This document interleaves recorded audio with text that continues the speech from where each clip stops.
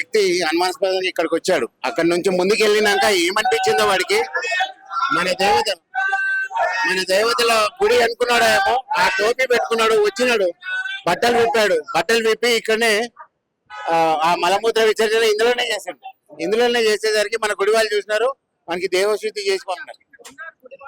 గుడి వాళ్ళు అంటే పబ్లిక్ అక్కడి నుంచి పోతున్నారే, వీడేదో చేస్తున్నాడు అని చూసి వాళ్ళు గమనించి దేవశుద్ధి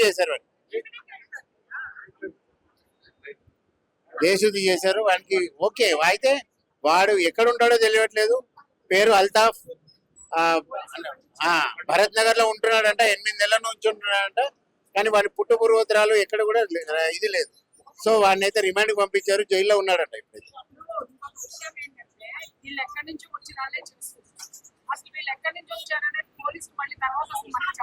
చెప్పట్లేదు.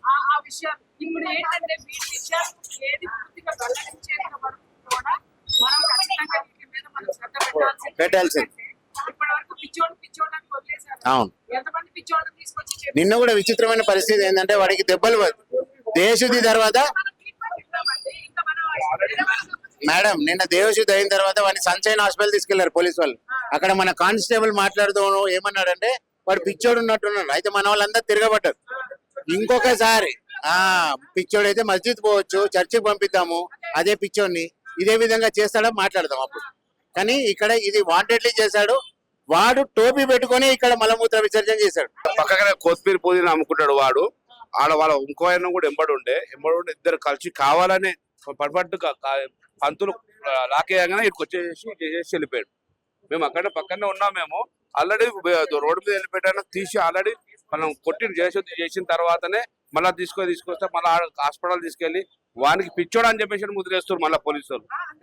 ఆ ముద్ర పడకుండా ఇప్పటిదాకా ఇక్కడ ధర్నా అయింది. మనకు డీసీపీ గారు చెప్పారు ఖచ్చితంగా వాడిని తీసుకొని రిమాండ్ చేసినామని చెప్పేసి అంటున్నారు. కానీ ఎంతవరకు ఏమైంది అనేది ఇంతవరకు వాస్తవానికి ఏం చెప్పలేదు. వాళ్ళ విషయాలను కనుక్కొని మళ్ళీ రేపు వచ్చి మీటింగ్ పెట్టి చెప్తామని చెప్పారు ఇప్పటి వరకు. కానీ కావాలని కుట్రపూరితంగా చేసింది ఈ విషయం అయితే. ఎందుకంటే బాత్రూమ్ వచ్చినాడు టోపీ పెట్టుకొని అన్ని పెట్టుకుని అయితే చేయలేడు కదా మేడం. టోపీ పెట్టుకుని అవసరం లేదు. టోపీ పెట్టుకొని అన్ని చేసుకొని కావాలని ఇక్కడ అమ్ముకున్నారు. ఇప్పుడు అదే చెప్పిన డీసీ గారు కూడా చెప్పాము, ముస్లింలు ఎవరు అమ్మవారి గుళ్ళ దగ్గర మాత్రం ఉండడానికి వీల్లేదు అని చెప్పినాము. అది కూడా చెప్పడం జరిగింది. వాళ్ళు కూడా చెప్తా అని చెప్పేసారు. ఏ గుళ్ళైనా కానీ కూడా ముస్లిం వాళ్ళు అమ్మవద్దు అని చెప్పేసాను కూడా. ఎందుకంటే ఇక్కడికి వచ్చి 5-6 నెలలు పెట్టుకొని చేసుకొని ఏం జరుగుతుంది ఏమి అనుకున్న తర్వాత వాళ్ళు ఈ విషయాలు చేస్తున్నారు. మరీ వచ్చి కావాలని చేస్తున్నారు వాళ్ళు. అంత లేదు. ఇంత పబ్లిక్ తిరుగుతుంటే ఆ టైంలో ఇంతమంది వెళ్తూనే ఉంటారు 1 గంట దాకా ఇక్కడ నుంచి అక్కడ దాకా.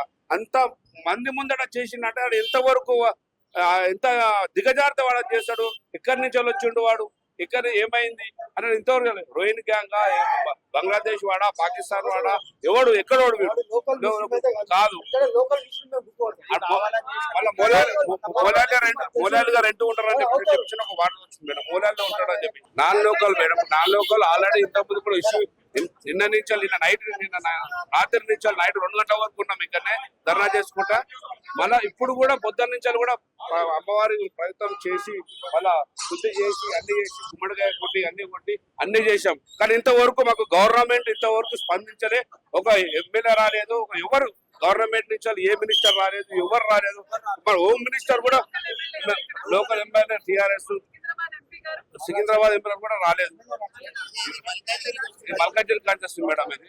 ఎందుకంటే లా అండ్ ఆర్డర్ కూడా సీఎం దగ్గర ఉంది.